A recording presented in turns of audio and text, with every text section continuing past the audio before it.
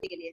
इसके बाद हम चले जाएंगे, लेकिन आपकी कॉपी आप शास्त्री भैया को देकर जाएंगे, तो वो जब हम आएंगे, हमारे फ्री टाइम होता है उसमें हम कर देंगे, कोई टेंशन वाली बात नहीं है। मैम 9 से 12 के बीच में कभी भी आ सकते हैं। Okay ma'am. आप दे ठीक है ना, आप दे जाइए, और आपकी जब करेक्शन हो जाएगा तो आप ले जाना, हम बता देंगे हाँ करेक्शन हो गया है। हमसे पूछ लेना कि मैम करेक्शन हो गई मेरी कॉपी, तो हम बता देंगे आपको, तो आप उस वक्त आके मैम ले हाल जाना। की हाल करेक्शन होके नहीं मिलेगी? अगर देखो इस टाइम अगर जैसे फर्स्ट पीरियड हमारा था, फर्स्ट ये हमारा जो पीरियड है ये थर्ड है, इसके बीच में हमें 30 मिनट्स का हमारे पास टाइम था। अब 30 मिनट्स में हम किस किस की कर देंगे, ये वाली बात है ना। एक आध बच्चे की हो सकती है तो एंड टू एंड बस उसकी हो जाएगी, लेकिन बहुत सारे बच्चे अगर मान लो एक साथ आ जाते हैं तो बहुत सारे बच्चों की तो हम नहीं एक साथ कर पाएंगे।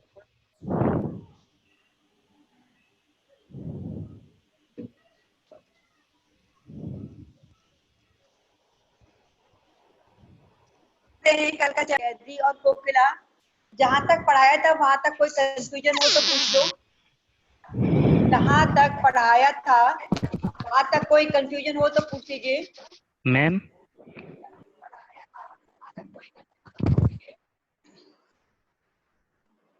जहां तक पढ़ाया था वहां तक कोई कंफ्यूजन हो तो पूछ लीजिए।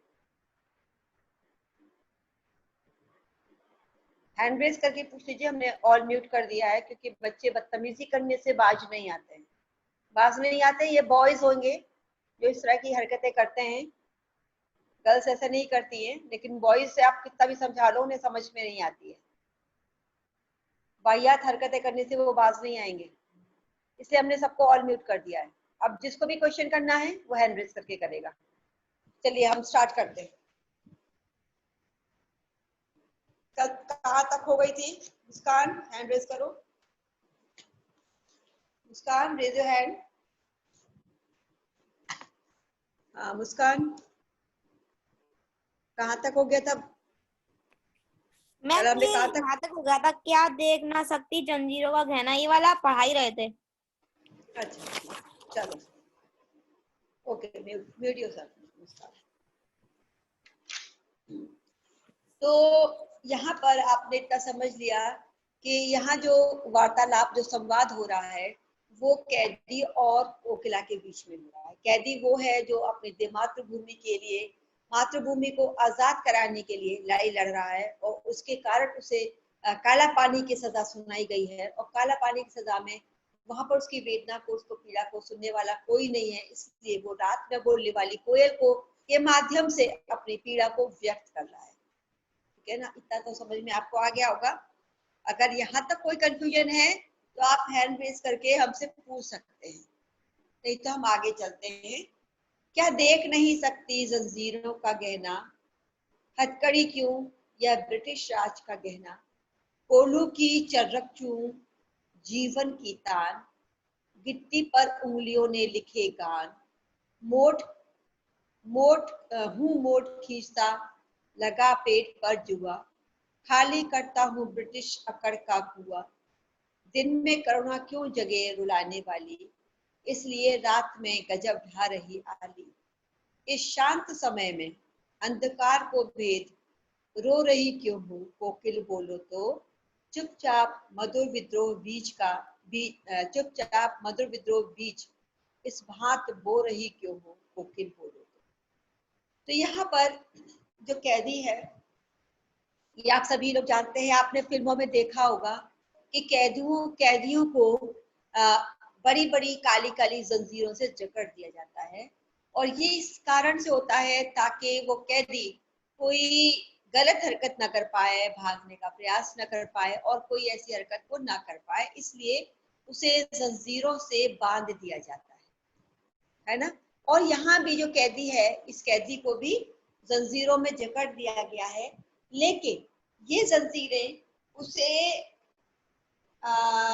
जंजीर नहीं लग रही हैं, भार नहीं लग रही हैं, जंजीरें नहीं लग रही हैं। ये क्या लग रहा है उसे? ये गहने के समान प्रतीत हो रही है, ये इसे सम्मान का प्रतीक लग रही है। ये जंजीरें उसे सम्मान का प्रतीक लग रही हैं, क्योंकि ये उसको अपनी मातृभूमि को स्वतंत्र कराने के जो उसका पावन कर्तव्य है कि मातृभूमि अगर गुलाम है, जन्मभूमि हमारी गुलाम है, तो उसे स्वतंत्र कराना हमारा परम कर्तव्य है। गुलामी की जंजीरों से माँ जन्मभूमि को छुड़ाना हमारा परम कर्तव्य है। तो इस कर्तव्य को पालन करने के कारण ये जंजीरें पहनाई गई हैं। तो ये एक प्रकार से उसके लिए ये कहना चाहिए सजा नहीं है, बल्कि ये उसे गहने प्रतीत हो रहे हैं। और गहने पहनना तो सम्मान का प्रतीक है। तो ये जो गहने हथकड़ियां हैं, उसे ऐसा प्रतीत हो रहा है जैसे उसने हथकड़ियां नहीं मानो गहने पहन रखे।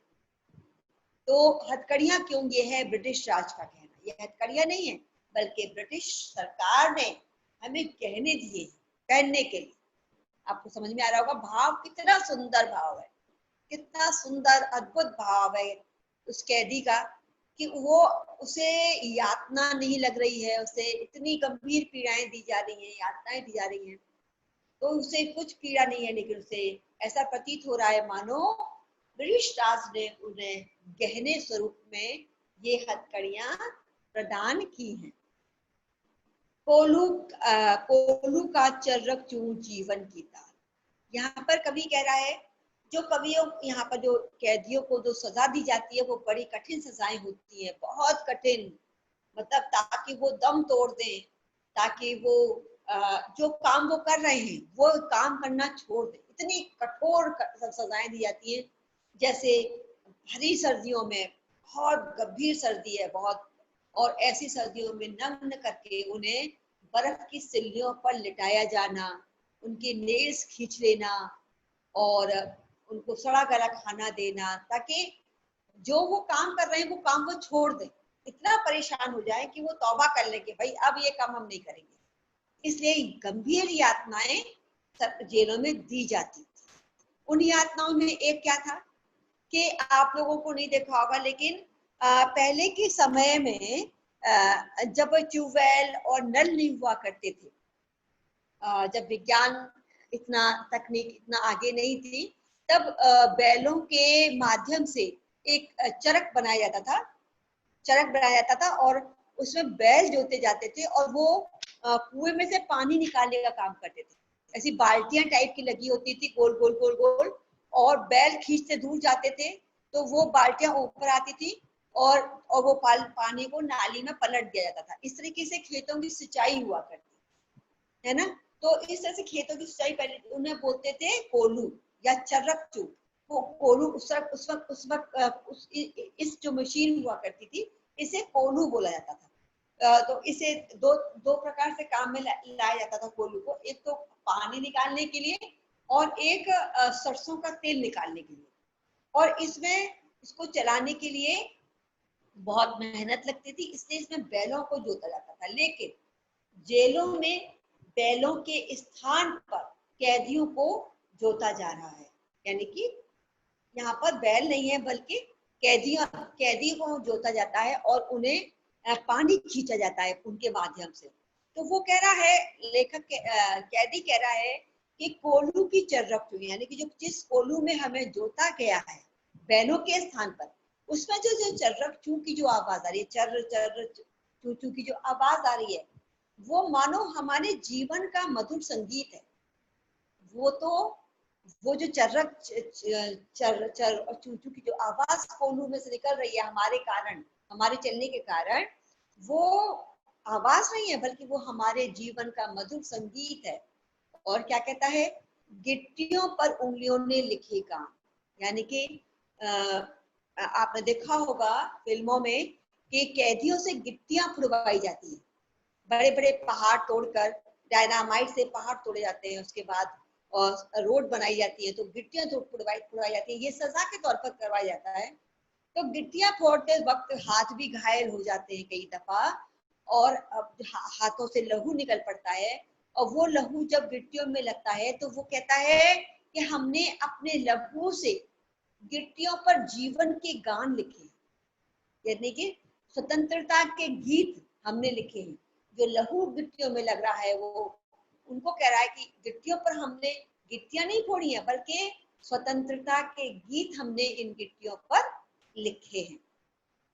गिट्टियों पर उंगलियों ने लिखे गान, वो मोड़ खींचता लगा पेट पर जुआ, खाली करता हूँ ब्रिटिश अकड़ का कुआ। जब मैं कोल्हू के बैल की जगह पर जोता जाता हूँ तो मेरे पेट पर जो जुआ लगा हुआ है खींचने के लिए, वो उसके माध्यम से मैं पानी नहीं खींच रहा हूँ कुएं में से, बल्कि मैं ब्रिटिश सरकार की जो अकड़ है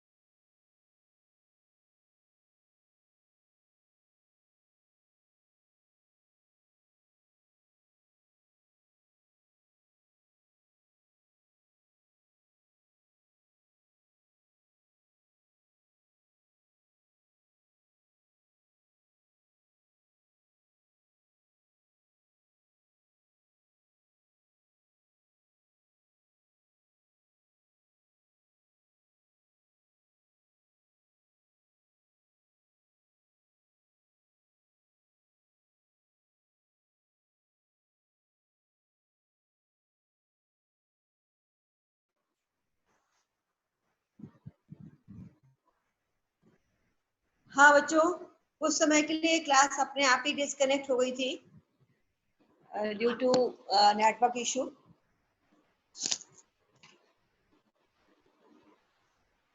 तो यहाँ पर वो कहता है कि पेट पर मेरे जो कोल्हू का बैल, जिस वक्त कोल्हू के बैल के स्थान पर जब मुझे जोता जाता है तो मेरे पेट पर एक पट्टा सा लगा दिया जाता है जिसे जुआ बोलते हैं। तो जब मैं वो जुए को खींचता हूँ तो मैं जुआ नहीं, जुए को खींचता हूँ और पानी बाहर आता है, तो असल में वो पानी बाहर नहीं आ रहा है, बल्कि मैं ब्रिटिश की अकड़ का कुआं, ब्रिटिश की जो अकड़ है, ब्रिटिश की अकड़ है कि वो हमें अब हमारी प्रतिज्ञा से गिरा देंगे कि हम अपनी मातृभूमि को स्वतंत्र कराने के लिए जो हम संघर्ष कर रहे हैं उस संघर्ष को हम त्याग देंगे। तो ये ब्रिटिश की जो अकड़ है कि वो हमें तोड़ पाएंगे, वो हमें हमारे पद से डगा देंगे, इस अकड़ को मैं बल्कि ढीला कर रहा हूँ। खाली करता हूँ ब्रिटिश अकड़ का कुआं, दिन में करुणा क्यों जगे रुलाने वाली, इसलिए रात में गजब ढा रही आली।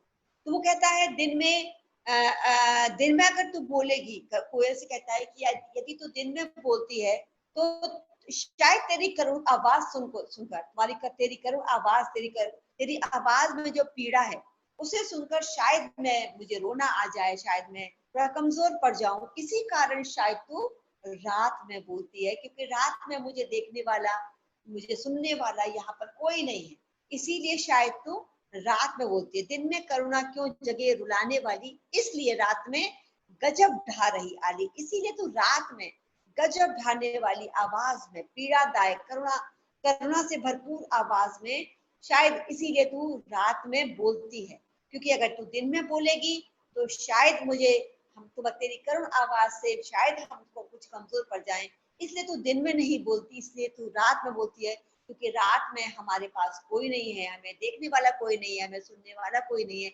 इसलिए तू रात में गजब ढाने वाली आवाज में बोलती है। इस शांत समय में अंधकार को भेद, रो रही क्यों हो कोकिल बोलो तो। इस समय सारा वातावरण शांत है और अंधकार में डूबा हुआ है, चारों तरफ शांति छाई हुई है, चारों तरफ रात्रि का अंधकार छाया हुआ है। और इस अंधकार को भेद कर, इस अंधकार को भेद कर तुम क्यों रो रही हो हे कोयल तुम बोलो। चुपचाप मधुर विद्रोह बीच इस भांति बो रही क्यों कोकिल बोलो तो। ऐसा प्रतीत होता है मानो तुम कोई चुपचाप किसी विद्रोह का बीज बोने आई हो, चुपचाप कोई विद्रोह का बीज बो रही हो। तुम्हारी आवाज से एक विद्रोह की गंध महसूस होती है। विद्रोह का तात्पर्य आप समझते हैं, जब कोई व्यवस्था हमें अशांत करने वाली होती है या हमारे विरुद्ध होती है, तो जब उसके खिलाफ हम उठ के खड़े हो जाते हैं और उसका विरोध करते हैं, जैसे कि 1857 की क्रांति थी, ब्रिटिश शासक का जो अत्याचारी जो शासन था, उसके विरोध में पहली जो चिंगारी फूटी थी वो थी 1857 की क्रांति।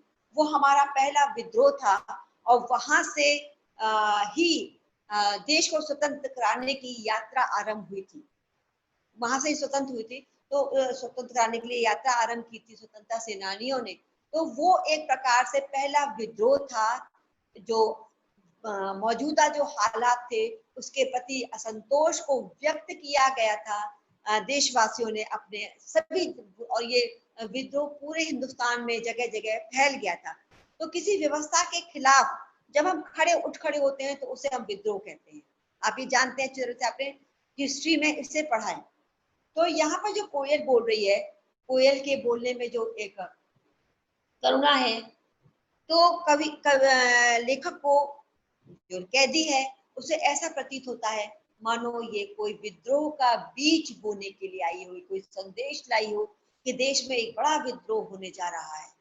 क्योंकि कैदी काला पानी में, उसे देश में हालातों का कुछ अता पता नहीं है, तो उसने अंदाजा लगाया है कोयल के बोलने से कि मानो ये फिर से कोई विद्रोह होने जा रहा है और ये विद्रोह का बीज बोने के लिए आई है। चुपचाप मधुर विद्रोह बीज इस भांति बो रही क्यों कोकिल बोलो, हे कोयल तुम बोलो। इस प्रकार से मानो तुम कोई विद्रोह का बीज बोने आई हो, इस प्रकार से रात्रि में, इस शांत वातावरण में, इस अंधकार में तुम क्यों बोल रही हो कोयल बोलो तो। अब यहाँ पर दोबारा से वो अपनी व्यथा कथा कह रहा है। वो यहाँ पर इस पैराग्राफ में, 4th पैराग्राफ में, वो अपनी और कोयल की तुलना करता है। कैदी जो है अपनी परिस्थितियों से और कोयल की परिस्थितियों से तुलना कर रहा है। अब इतने में अगर किसी को कोई कंफ्यूजन हो तो वो पूछ सकता है। कोई कुछ पूछना चाहेगा, कोई क्वेरी हो, कुछ आप पूछना चाहते हो? यस माल्या अग्रवाल। यस माल्या, आपको हम अनम्यूट कर रहे हैं। यस माल्या, क्या पूछना चाहती हैं आप? मैम चरकचू का मीन क्या होता है? चरकचू का मतलब ये है बेटा कि जब जो कोल्हू का बैल की जगह पर कैदू को जोता गया है और जब वो चलता है आगे, कोल्हू चलता है, तो उसमें से चर चर और चू चू की आवाज आती है। कोल्हू में से आने वाली आवाज है ये, चर चर चू चू करके मशीन में से, जो कोल्हू की मशीन है उसमें से ये आवाजें आती हैं चलते वक्त। ठीक है, तो उसको ऐसा प्रतीत होता है कि ये आने वाली आवाज ये कोल्हू की नहीं है, बल्कि हमारे जीवन की मधुर गीत है, जो हमारे जीवन के मधुर गीत है, ये आवाज नहीं है। मतलब उसने हर नेगेटिविटी को पॉजिटिविटी में बदल दिया है। कहने का तात्पर्य है सारी वेदनाएं, सारी तकलीफ, उसे वेदना और तकलीफ पीड़ा नहीं लग रही है, बल्कि हर चीज उससे एक उपहार के स्वरूप प्रतीत हो रही है। क्योंकि यहाँ जो वो सजा पा रहा है वो किसी अपराध के कारण नहीं पा रहा है, बल्कि अपनी जन्मभूमि, अपनी मातृभूमि को स्वतंत्र कराने के लिए यहाँ पे वो सजा भुगत रहा है, और ये उसके लिए सम्मान का विषय है, सम्मान का सूचक है ये उसके लिए, कोई अपराध भावना उसके अंदर नहीं है। इसलिए वो ये सारी बातें कह रहा है कि कोलू की आवाज, कोलू के मशीन में से निकलने वाली आवाज है चर चर चू चू की, वो आवाज नहीं बल्कि हमारे मानव मधुर जीवन का गान बन गई है, हमारे जीवन की गान है, उसमें भी उसे एक गायन नजर आ रहा है। तो ये वो कितना पॉजिटिव होगा उन हालातों में भी। तो ये वाली बात कही गई है, ठीक है। और कोई कुछ पूछना चाहता है? मैम वेद मतलब क्या होता है? कहाँ क्या? मैम जो अभी आपने सेकंड पैरा पढ़ाया था उसकी सेकंड लाइन में वेद लिखा हुआ है। एक मिनट, तुम पूरी लाइन पढ़ के बताओ हमें। अंधकार को वेद रो रही क्यों हो? अच्छा, अंधकार को भेद, अंधकार को भेद नहीं है, अंधकार को भेद यानी कि अंधकार को चीर कर भेदना, किसी चीज को भेद देना, यानी कि जब तीर चलाते हैं तो लक्ष्य का भेदन करते हैं, लक्ष्य को भेद देते हैं, तीर चला के छेद देते हैं उसको। तो वैसे ही वो कह रहा है कि इस अंधकार को भेद के, यानी कि इस अंधकार को चीर कर तुम रो रही क्यों हो, क्यों रो रही हो? इस अंधकार, पूरे अंधकार वाले वातावरण में जहाँ पूरा अंधकार छाया हुआ है, उसको भेद कर, चीर कर तुम क्यों रो रही हो? ठीक है। और कोई भेद वर्ड है, भेद यानी कि भेदन करना, किसी लक्ष्य को भेदना, चीर देना।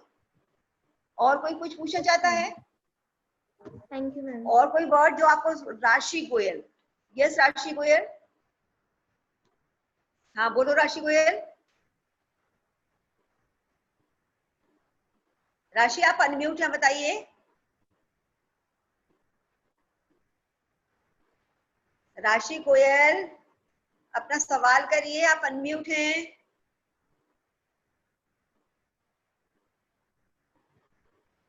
राशि गोयल, क्या बात है, आपने हैंड रेज कर रखा है, आप सवाल नहीं कर रही हैं।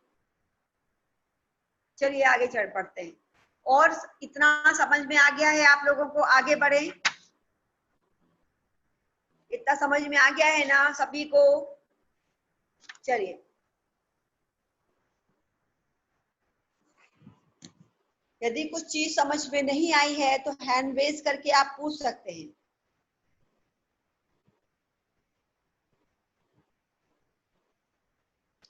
चलिए अगर आगे, हाँ आगे फोर्थ पैराग्राफ है, इसमें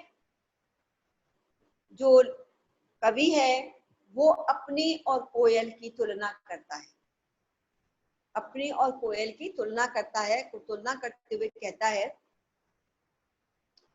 कि काली तू रजनी भी काली। रजनी का अर्थ है रात।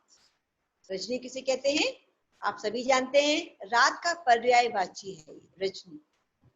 काली तू रजनी भी काली, रात भी काली है, तू भी काली है, शासन की करनी भी काली। और जो ब्रिटिश शासन की जो भी करतूतें हैं वो भी काली है। काली क्यों कहा गया है? रंग से काली नहीं है, बल्कि कठोर, अमानवीय, दर्दनाक, देश को लूटने वाली, देश को खोखला करने वाली करतूतें हैं। तो इसलिए उनको काली करतूतें। जब भी किसी को किसी की बुरी आदतों को हम लोग लक्ष्य करके कोई बात कहते हैं ना, तो हम लोग कहते हैं काली करतूतें हैं उसकी। काली करतूतों का मतलब यही होता है कि बुरी करतूतें, बुरी, बहुत बुरी, तो उसको हम काली करतूतों का नाम दे देते हैं। तो यहाँ पर वो कहता है शासन की करनी भी काली। जो ब्रिटिश शासन है उसकी जो भी करनी है, जो भी कार्य प्रणाली है वो काली है, अर्थात देश को नुकसान पहुंचाने वाली है, देशवासियों को नुकसान पहुंचाने वाली है, इसलिए उनकी करनी को काला कहा गया है। काली लहर, काली लहर कल्पना भी काली। ये समुद्र है, समुद्र की जो लहर है वो भी रात्रि में काली लग रही है, और मेरी जो कल्पनाएं हैं, मेरी जितनी कल्पनाएं हैं, मेरी जो इमेजिनेशन है इस वक्त वो भी काली है, क्योंकि मुझे कहीं से कोई भी रोशनी की किरण दिखाई नहीं दे रही है। मेरे अंदर घोर निराशा छाई हुई है इस टाइम, इस समय, क्योंकि ये कैदी दूर है देश से, काले पानी की सजा पा रहा है, और देश में क्या घटित हो रहा है इसे कुछ पता नहीं है। तो ये कुछ भी अच्छा नहीं सोच पा रहा है इस तरह इस समय। तो कह रहा है मेरी कल्पना भी काली है, अर्थात मैं जो कोई मेरे कल्पना में भी कोई पॉजिटिविटी नजर नहीं आ रही, सकारात्मकता नजर नहीं आ रही है। पॉजिटिविटी मतलब क्या होता है? सकारात्मक भाव नहीं है मेरी इस टाइम, मैं कुछ भी अच्छा नहीं सोच पा रहा हूँ इस वक्त। जो भी मेरी सोच है वो अच्छी नहीं है, मैं कुछ भी अच्छा नहीं सोच पा रहा हूँ कि देश में कुछ अच्छा हो रहा होगा। वो हिम्मत नहीं हार रहा है, ऐसा नहीं है कि वो हिम्मत हार रहा है, लेकिन देश में जो कुछ घट रहा है उसके प्रति उसका निराशा का भाव, वो कुछ कर नहीं पा रहा है क्योंकि वो बंद है, काले पानी की सजा भुगत रहा है और वो अपने देश के लिए कुछ कर नहीं पा रहा है। इसलिए वो कह रहा है कि मेरी कल्पना भी काली है।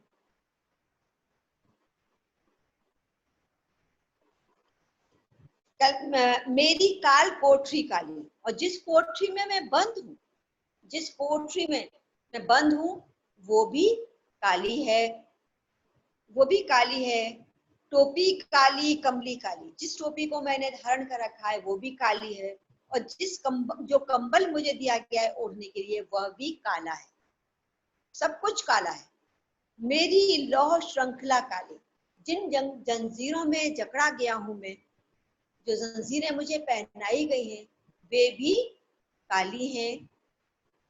पहरे की हुकृति व्याली, और जो पहरेदार हैं, जो पहरा लगा रहे हैं, उनकी जो बोली है वो कैसी है? जैसे कोई सांप। व्याली का मतलब है नागिन। व्याली होती है, व्याली से तात्पर्य है नागिन, ठीक है। तो ऐसा प्रतीत होता है कि सांपिन, जैसे जो यहाँ पे जो पहरेदार हैं वो जब वो लगाते हैं और रात को जागते रहो जो हुंकार लगाते हैं, वो ऐसा लगता है जैसे कोई सांपनी फुकार रही हो। उनकी आवाज में मधुरता नहीं है, उनकी आवाज में मधुरता नहीं है, कोमलता नहीं है। ऐसा लगता है जैसे उनकी विकृति, जो उनकी चिल्लाहट है, जो वो बोलते हैं, ऐसा प्रतीत होता है मानो सर्पणी नागिन फुंकार रही। व्याली का अर्थ है नागिन, और कुकृति का मतलब है पुकार। जो भी वो पहरेदार हैं, जो पुकार रहे हैं, जो बुला रहे हैं, बुलाते हैं, या जो भी बात करते हैं, वो जब भी बोलते हैं, यानी कि जब भी बोलने के लिए मुंह खोलते हैं, तो ऐसा लगता है कि इंसान नहीं बोला बल्कि नाग फुंकार रहा हो। उनके आवाज में कोई हमदर्दी, कोई प्यार नहीं नजर नहीं आता, नागिन जैसी फुंकार नजर आती है। इस काले संकट सागर पर मरने की मधुमाती कोयल बोलो। यहाँ पे क्या कह रहा है कि क्योंकि ये जो पहरेदार हैं ये बात बात पर गालियां देते हैं, अभद्र भाषा का प्रयोग करते हैं। क्यों इनको कहा गया है हुकृति की व्याली? क्योंकि ये जो पहरेदार हैं ये बात बात पर गाली गलौज और बहुत अपशब्द, अभद्र भाषा का प्रयोग करते हैं। इसलिए कहा गया है कि ये बोलते नहीं है बल्कि ऐसा लगता है जैसे नागिन फुंकार रही। ठीक है, तो इस प्रकार से वो कहता है, भाव ये है, इस प्रकार संपूर्ण देश में फैले संकट रूपी सागर में तुम अपने क्रांति भरे गीत को कैसे सुना लेती? इस काले संकट सागर पर, इस काले संकट देश में जो संकट रूपी काला साया छाया हुआ है, देश पर संकट रूपी जो काला साया छाया हुआ है, उसमें तुम अपने क्रांति से भरे गीतों को कैसे सुना लेती हो? अब मरने को इस काले संकट सागर पर मरने की मधुमाती कोयल बोलो तो कैसे इस क्रांति से भरे हुए गीतों को कैसे सुना लेती हो? दूसरे शब्दों में भाव ये है कि एकदम विपरीत परिस्थितियों में भी तुम स्वतंत्रता के गीत कैसे सुना लेती? संकट सागर का तात्पर्य है कि जब देश में पूरी जगह, सब जगह जब एक संकट का माहौल बना हुआ है, यहाँ पर संकट सागर का कहने का तात्पर्य यही है कि जब पूरे देश में संकट का वातावरण बना हुआ है ना, ऐसे में तुम मधुमाते गीत, मधुर गीत, क्रांति के मधुर गीत कैसे गा लेती हो? कोयल बोलो। अपने चमकीलों को गीतों को क्यों पर हो फैलाती? कोयल बोलो तो। अपने चमकीले गीतों को का मतलब भी वही है कि इस समय जब देश में, पूरे देश में वातावरण जो है उसका है, संकट का है, अशांति का है, घोर निराशा का है, ऐसे वातावरण में तुम अपने मधुर और क्रांति से भरे हुए गीतों को किस प्रकार से गा लेती हो कोयल, बोलो। बच्चों, इसमें आपको कहीं कोई समझ में चीज नहीं आई हो तो आप हमें पूछ सकते हैं। मुस्कान ने हैंड रेज किया है। यस मुस्कान। मैम जो इसमें, मैम जो पहले वाले पैराग्राफ में जो लाइन थी, गिट्टी पर उंगलियों ने लिखे गान, हाँ मैम ये वाली लाइन थोड़ी समझ नहीं आई। अच्छा देखो, गिट्टियों पे लिखे गान के से तात्पर्य, भाव ये है, गिट्टियों पे तो गाने नहीं लिखे जा सकते ना, नहीं गाने लिखे जा सकते, केवल कवि का भाव पकड़ा जाता है। या कविताओं में एग्जैक्ट बात नहीं की जाती है, कि कविताओं में भाव प्रकट किया करता है कवि। किसी भी कविता में कवि अपने भाव को व्यक्त करता है, तो भाव उसका क्या है कि गिट्टियों पर लिखे गान, यानी कि गिट्टियां तोड़ते वक्त हमारे उंगलियों से जो लहू निकला है, यानी कि कई दफा घायल हाथ भी घायल हो जाते हैं, और हाथ के घायल होने पर लहू निकलता है, खून निकलता है, वो गिट्टियों पे लग जाता है, तो ऐसा प्रतीत होता है कि वो खून नहीं है, बल्कि हमने अपने उन गिट्टियों पर अपने देश की स्वतंत्रता के गीत लिख दिए, क्योंकि वो प्रतीक है कि हमने स्वतंत्रता के संग्राम के लिए हमने सजा पाई थी, गिट्टियां तोड़ी थी, और गिट्टियों पे हमारे लहू के निशान है। इस बात का प्रतीक है कि हमने अपने देश को स्वतंत्र कराने के लिए कितनी यातनाएं झेली हैं। गिट्टियां भी तोड़ी जिन पे हमारे लहू के निशान है, वो लहू के निशान नहीं है, बल्कि वो स्वतंत्रता के मानो गीत लिख दिए हैं हमने। तो ये भाव है उसका, लेखक का। समझ में बात आ गई? Yes ma'am. ये कविताओं में, हाँ, कविताओं में लेखक जो है कुछ शब्द तो कुछ कह रहा है, लेकिन उसका भाव क्या है ये हमें देखना पड़ता है, क्या भाव निकल के आ रहा है। तो गिट्टियों पर लिखे गान, जो लहू के निशान है, जो हमारे परिश्रम की बूंदें गिरी है उस पर, तो वो मानो हमने अपने देश की स्वतंत्रता के लिए गीत लिख दिए, वो हमारी पहचान है, उस पर हमारे सबूत है कि हमने अपने देश के लिए क्या क्या नहीं किया, है ना। ये एक भाव प्रकट हो रहा है इसमें। ठीक है बच्चों, तो आज अब यहाँ तक हो गया है। यहाँ तक किसी को कोई दिक्कत हो तो आप पूछ सकते हैं, और अगला जो है वो हम 5वां पैराग्राफ है, तुझे मिली हरियाली डाली, मुझे नसीब कोठरी काली, इसे हम आपको कल लेंगे, ताकि एक साथ लेने पर आप कविता में आप कंफ्यूजन हो जाएगा क्रिएट, आप दिक्कत करेगा। तो इतना आप समझ लीजिए, यदि इसमें कोई आपको बात समझ में नहीं आई हो, कहीं कोई कंफ्यूजन हो, तो वो आप हमसे क्लियर कर लीजिए, और इसके आगे की कविता को हम कल ही लेंगे। तो कल ये कविता आपकी पूरी हो जाएगी, इसके बाद हम आपको इसकी PDF शेयर कर देंगे, और फिर आप इसको अपने कॉपी पे उतार लीजिएगा। ठीक है, और बल्कि इसको फिर हम आपसे वो भी लेंगे, ओरल टेस्ट भी लेंगे, इसमें बताएंगे आप लोगों को क्या क्या है।